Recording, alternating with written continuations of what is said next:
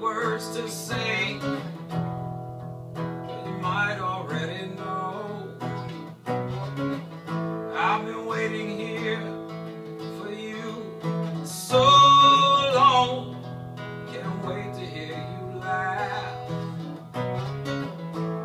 see you smile, and share your happiness. May your sorrows quickly pass, and may your tears never last. I'm gonna make everything about you this time. I'm gonna break all that I have to keep your dreams alive. I'm gonna make everything about you this time. I saw you in my dreams, feel you in my soul.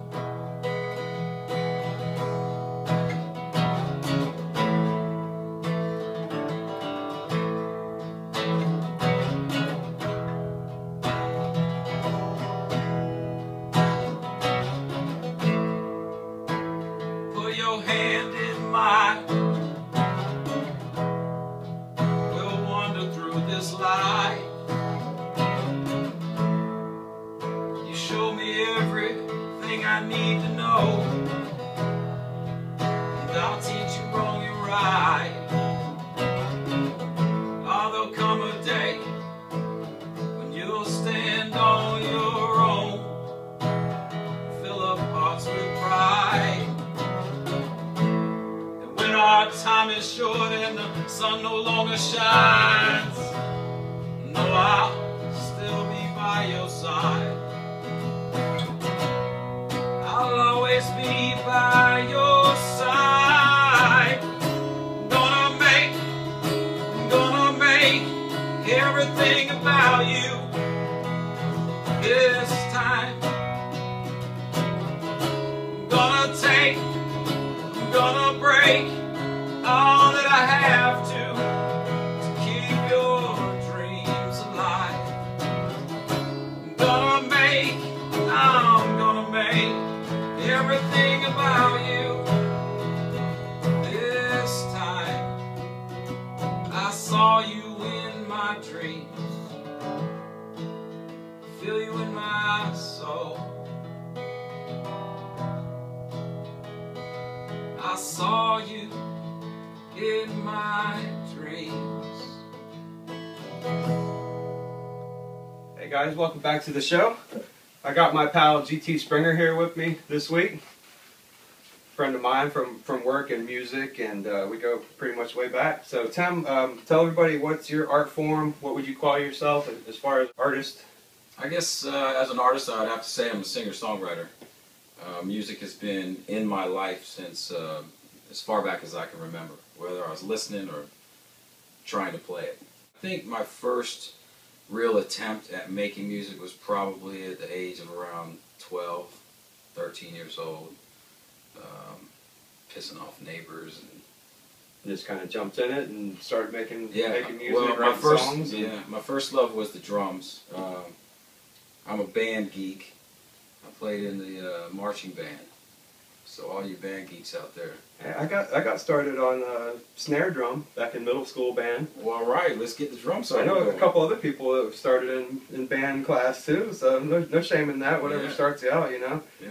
So mainly singer-songwriter, and you play some guitar. Obviously, it's not just a stage prop here. Yeah. He does play that, like he just started out the show with the one song. Any other types of art that you messed around with? Have you ever messed with, I'd say, body piercing, or I don't know. I mean, well, no, tattoo artist, or I'm not a tattoo artist, but I do have some. I let people use me as a canvas. yeah, that's pretty sweet. I myself don't have any tattoos, which is weird. I might have to get one of these days. Here's one. This is my son's footprint. That's my awesome. boy Holden. The song that you just heard was written about him, for him, inspired by him before he was even born. My wife told me that we were pregnant, And it just came right there. I had a dream that night, and I woke up the next morning, opened my eyes, staring at my guitar, and I wrote that song. And inspiration, you know, it just comes from strange places. Those are always the best songs, the ones that write themselves, and you just know exactly what you want to do, and you don't even need a pen sometimes. They just pop right out. Right, exactly. If only every song was that easy. So, as far as your music goes, who have you played with? What are some band names that you played around downtown? I mean, if anybody's been in downtown Orlando in the last 5 to 10 years, you've probably seen this guy and you don't even know it. Right. Yeah.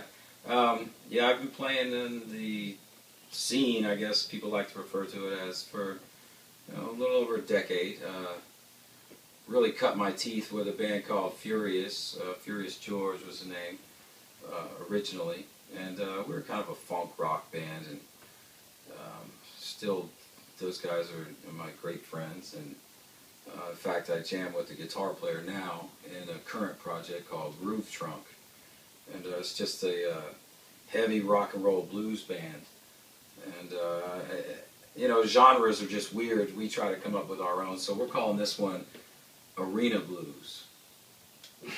That's interesting. I could see that.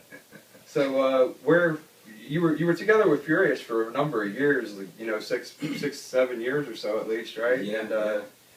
where did you guys go, and how far did you go? I mean, have you guys ever played another country? Have you ever played tours or anything like that? Well, I remember a show you hooked us up with a while ago. It was in St. Cloud. That was kind of like playing another country, but it was awesome.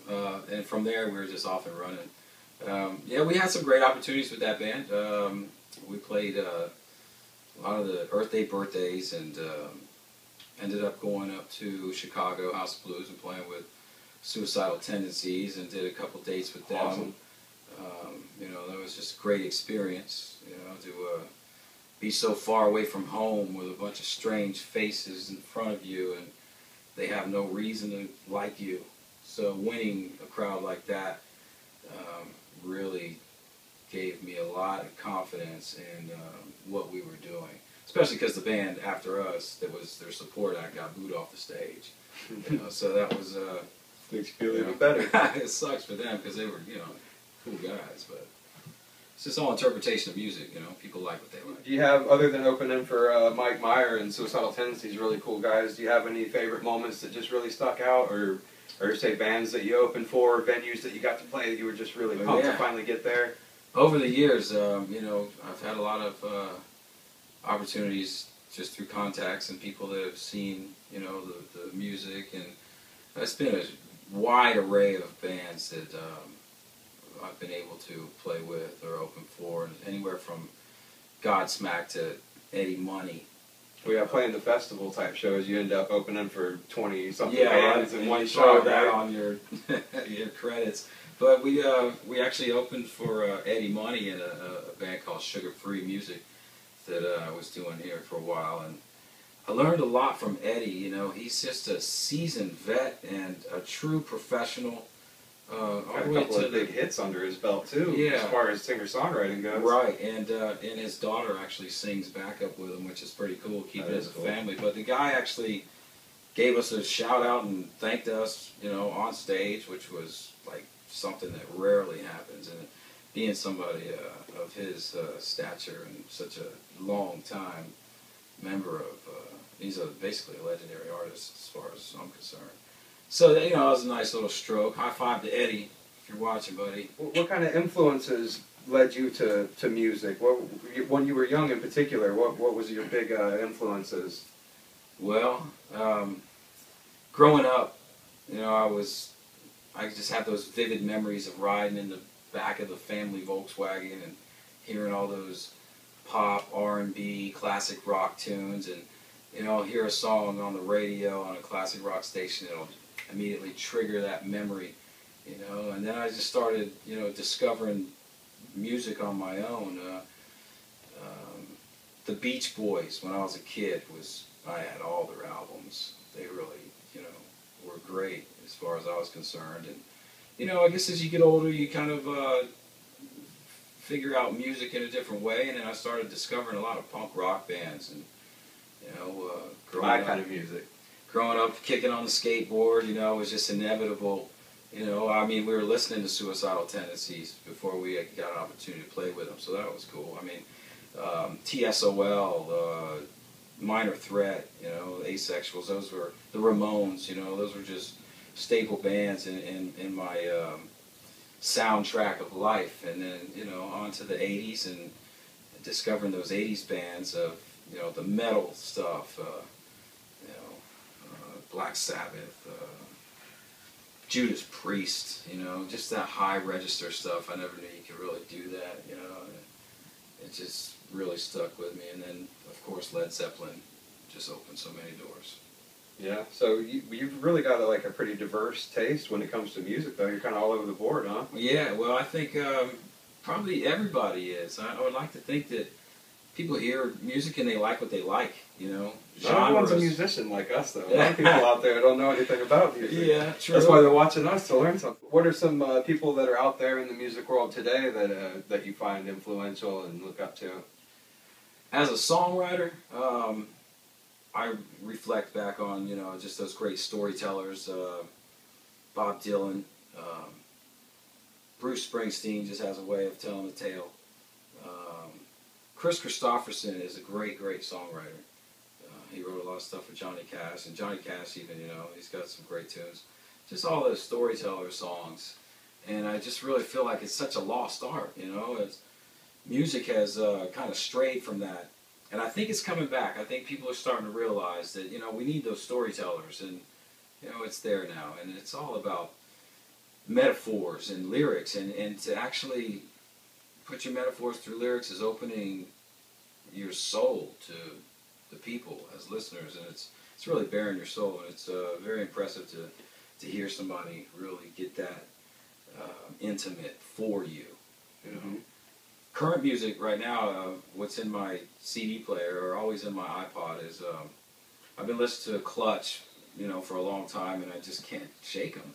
You know, it's just a great, great American rock and roll band. They're persistent. Yeah, are they? They've been out there. They've opened for, I think, every band that's ever been in existence at this point, pretty much. If you haven't heard of them, then go find them and I know my pal Adam the Woo, they're his favorite band too, so you guys would definitely have that in common to talk about forever. Well, awesome. I look forward to that. So what projects do you have on your plate right now, and where can people hear what you've done up to this point? Well, right now you can go to SoundCloud.com/The Jam Campaign. That's The Jam Campaign, and that is pretty much all my music is there, give or take a few songs. Everything from Furious to Sugar Free, you know, to a lot of this solo singer-songwriter stuff, and even songs that I've written for other bands. You know, you can listen to it all right there. Currently, I'm playing with a band called Groove Trunk, and we are working on a studio record right now, and got a few dates coming up. In fact, March 28th, over at the West End Trading Company in Sanford. If anybody's interested, come on out and check out the Groove Trunk. There's a few other great acts on that bill. So it'd be a good night. Rock and roll on school night. It is a Thursday. Mm-hmm. Talk a minute about the song that opened the show out. It's a special song for you. I know it holds a certain weight in your heart. And what are you trying to do with that song as far as for your friend Kim? I understand you got like a project or an idea on the plate. I do. That song, like I mentioned before, was written, you know, about my son, and it was not the rockinest tune I've ever put together, but it's probably the most heartfelt. I released that single early February after recording it up in Nashville, and I caught wind of a childhood friend of mine was diagnosed with cancer, and she also has a new baby girl. And it's just a devastating situation, and her spirit is just so amazing. You know, she's a strong woman, and you know, at times we don't lead on that we need help, but you know, as a loyal guy, I just feel like you know, if I can do something for her, I'm going to. She's from the old neighborhood in Pine Hills, and Pine Hills represent. We're kind of a tight-knit group, it seems. Everybody that came from there is still kind of in contact, and we look out for each other. So every download for the song Saw You in My Dreams, which you can find at this link on CD Baby. The proceeds are going to Kim, Huda, Santana. And if you are interested, we could really use your help. $1, $1. And it could really go a long way. I've been running that campaign and trying to see how far we can make a dollar go. Because they say it doesn't go very far these days, but we'll just see about that. Yeah, so please download the song and help out a member of our community. Community. That's what it's all about, baby. Okay, so you got another song you want to play for us here? Sure, sure. So this is GT Springer. You can check his stuff out at cdbaby.com/CD/GT9. And he's going to do another song for you. I'm going to go to a painting here in a little bit, and that's going to be it. But go ahead, take it away, GT. Hey, thanks again for watching. If you want to keep up with me on Facebook, I'd really appreciate it. Facebook.com/GT Songwriter. GT Songwriter, this link right here. GT Songwriter. That'll fill you in on anything I'm doing musically, and it'll also lead you to the link if you'd like to donate to the campaign for a friend in need. There's a song for all you out there that aren't sure where you're going, but you're going to find your way. This is the Echoes of the Laughing Bastards.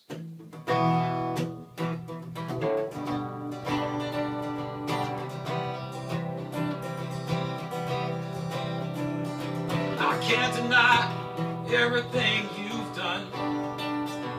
You wash my sins again and again. Oh, you're reaching for me every time I fall. The days begin when you walk in. I can hear the voices echo through the walls, and I can hear the children singing in the halls, and I can hear the bastards laughing. Things are so much better when they're gone. The light blue sky seems so far, so wide. Yeah, a voice reminds me I'm not alone. 'Cause in disguise there's so much to hide. When you hear the voices echo through the walls, and you hear the children singing in the halls, and you hear the bastards laughing at us all.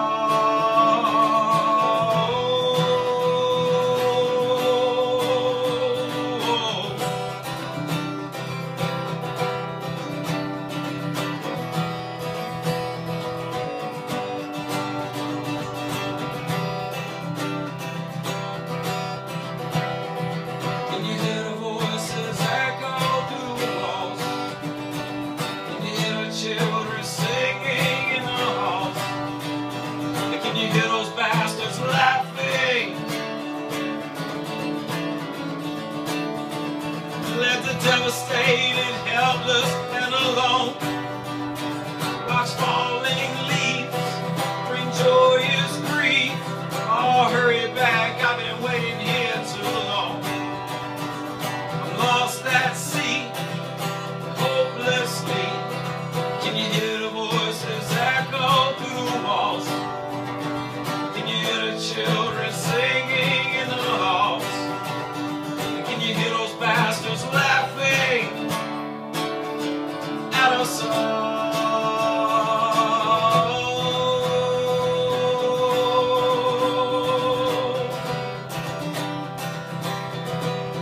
They laugh at us all.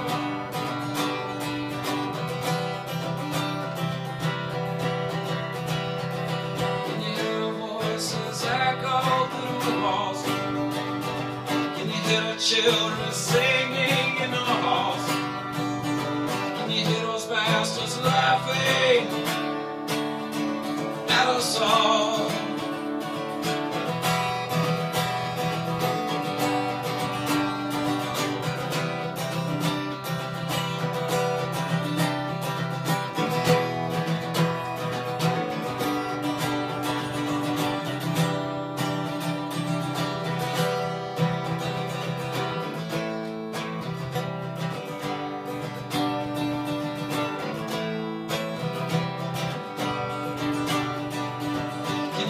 child singing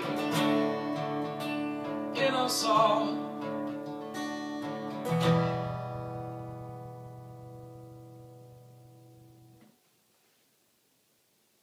It's art time. All right, I'm gonna do some a little exercise kind of to show you guys a good way to be creative and a little more productive when you're doing your painting. I do this painting this week on the show. It's pretty simple. I just do some lines and stuff, and then I fill it in with the color. I let it run, I let it drip, I flip it back and forth, let it run the other way. That's a good way to get a lot of detail in these small lines and stuff. Just kind of flip it, let it drip all, you know, towards the bottom, and then flip it again, let it fall back, and you get a lot of this back and forth type of stuff going on, a lot of detail and stuff. But then I take the canvas and I put it on the lip of the easel like this and let it drip. Actually let it drip onto the floor right here, which you all see my floor is pretty messy, but that's cool, whatever, that's what this room is for.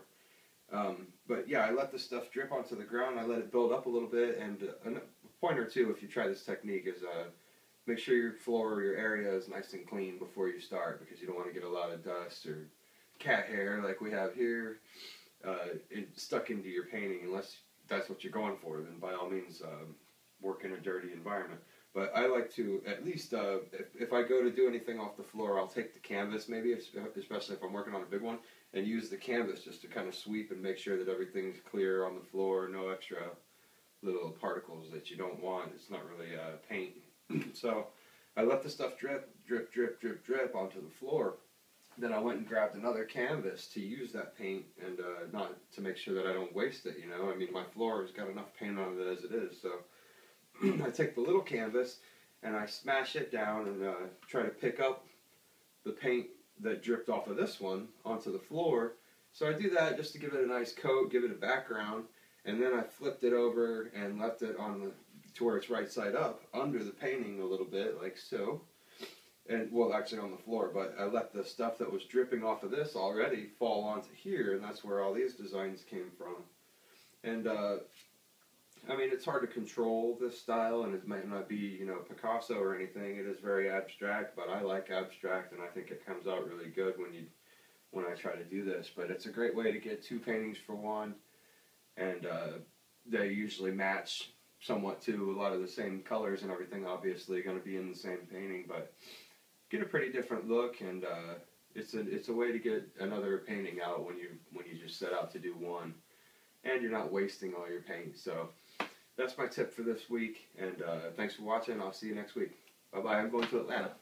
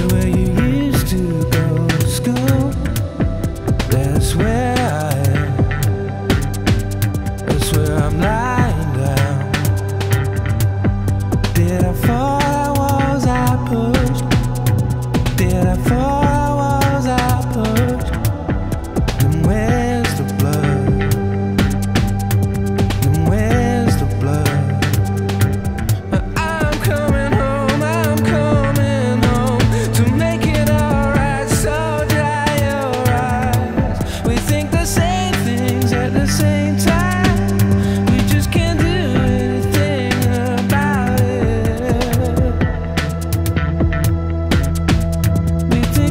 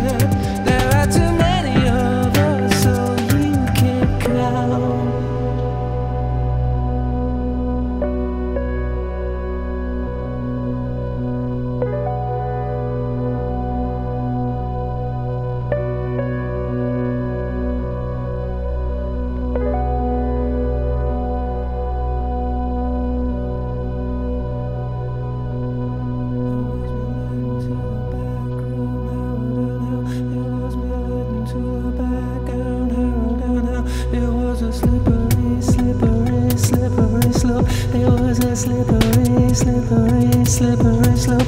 I feel me slipping in and out of consciousness.